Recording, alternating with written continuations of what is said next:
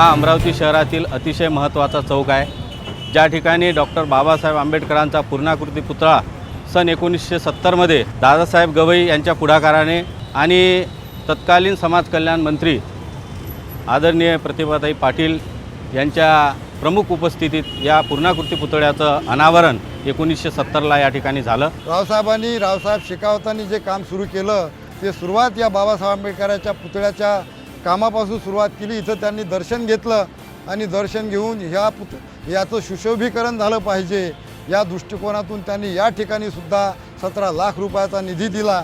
आणि हा जो समाज आहे बौद्ध समाज, हा बौद्ध समाज खऱ्या अर्थानं त्यांचे या ठिकाणी आभार मानतो, कारण बौद्धांची जी स्थळं आहेत त्या बौद्धांच्या स्थळाकरता आज त्यांनी भीमटेकडीला 4.25 कोटी रुपयाची देणगी दिलेली आहे।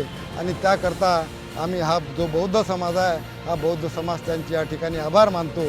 आणि आमदार असताना 2011मध्ये जेव्हा त्यांनी या अमरावतीची शहराची धुरा आपल्या हातात घेतली, पहिल्यांदा त्यांनी या एरविन चौकाचं सुशोभीकरण मोठ्या प्रमाणात केलं। सुशोभीकरण करत असताना जात धर्म पंथ बघितलेला नाही, इक्वॅलिझम इक्वल बिफोर टू लॉ असं त्यांनी स्वतःला संबोधन केलं, समाजापुढे आणलं।